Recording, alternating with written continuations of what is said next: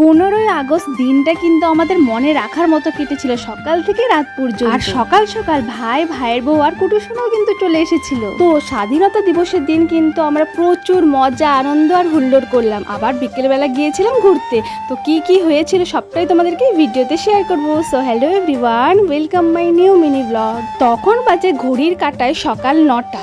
আমি জাস্ট দোকান থেকে এসে চা খাচ্ছিলাম। তো ওদেরকে দেখে তো আমি পুরো চমকে গেলাম, আবার খুশিও হয়ে গেলাম, কারণ ওরা একদম আমাদেরকে বলেনি, না জানিয়ে এসেছিল। যেহেতু ওরা সকাল সকাল এসেছে তাই ওদেরকে নিয়ে যে কিভাবে সারাটা দিন কেটে গেল আনন্দ আর মজা করতে করতে, মানে বোঝাই গেল না। সবকিছুই ঠিক ছিল, কিন্তু দিনটা নিরামিষ পড়ায় সবার খাওয়া দাওয়া একটু ব্যাঘাত ঘটেছিল। মানে নিরামিষ হলে তো বাচ্চা থেকে বড় সবারই একটু প্রবলেম হয়ে যায়। যাই হোক, শনিবার তো আমরা আমিষ খাবো না, যার জন্য নিরামিষই রান্না বান্না করছি। তো আজকে কিন্তু বানাচ্ছি পটল পোস্ত, ডাল আর পনির। তো দেখো, এদিকে কিন্তু ডালটা সোমবার দিয়ে দিলাম আর ওদিকে পটলগুলো ভেজে নিচ্ছি খুব ভালো করে। এদিকে পটলে মশলা দিয়ে কষতে দিয়ে ওদিকে কিন্তু পোস্ত, কালো সর্ষে আর কাঁচা লঙ্কার একটা খুব ভালো পেস্ট করে। দিনটা ছুটির দিন হওয়ায় কিন্তু আজকে সবাই বাড়িতে আছে, যার জন্য সবাই মিলে গল্প করছে। এদিকে কিন্তু আমার রান্না করতে একদম ইচ্ছে করছিল না, ভাবছিলাম সবার সাথে গিয়ে গল্প করি, কিন্তু রান্নাটা তো না করলে হবে না। তাই আমি এদিকে রান্না বসিয়ে কিন্তু সবার সাথে গল্প করছি। আর খাওয়া দাওয়াটা এমন একটা জিনিস, সেটা যদি পেটে না পড়ে তাহলে এত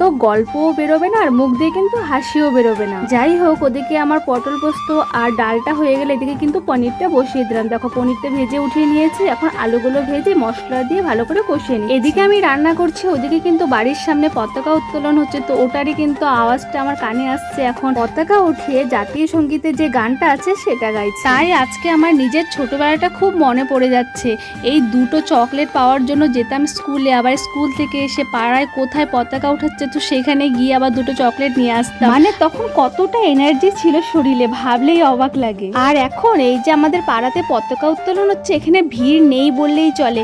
ওই যে কিছু বাচ্চাদের নিয়েই পতাকা উঠানো হচ্ছে, মানে এখন সময় কারোই নেই, না বাচ্চাদের আছে না বড়দের সময় আছে। যাই হোক, ওদিকে কিন্তু আমার রান্না অর্ধেক হয়েছে আর এদিকে দেখি সবাই মিলে গোল করে বসে কিন্তু গল্প করছে। তাই আমি কেন বাদ থাকি, তাই আমিও ভিতরে যোগদান দিয়ে দিলাম। আর এদিকে কিন্তু আমাদের ননদ, বৌদি আর ভাইয়ের বউয়ের কিন্তু আনলিমিটেড ইয়ার্কি চলছে। তোমরা কি একটা জিনিস নোটিস করেছো যে সবাই মিলে বসে যখন গল্প করা হয় তখন গল্পটা যে কোথা থেকে কোথায় চলে যায় আর কিন্তু কোনো কুল কিনারা নেই।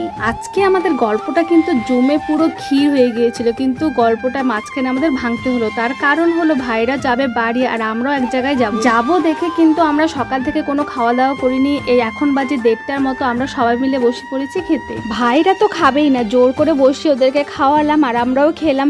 আর আমরা কিন্তু বেরিয়েছিলাম ওই 1:30টার মতো আর এসেছিলাম কিন্তু বাড়িতে সন্ধ্যে 7:30। তো কোথায় গিয়েছিলাম সেটা কিন্তু তোমাদেরকে নেক্সট ভিডিওতে শেয়ার করবো, অবশ্যই তোমরা দেখো। কিন্তু এই যে খাওয়া দাওয়া করে ভাইরাও বেরিয়ে পড়লো আর আমরাও এখন বেরোবো। চলো, তোমাদের সাথে দেখা হচ্ছে আবার নেক্সট পার্টি। বাই।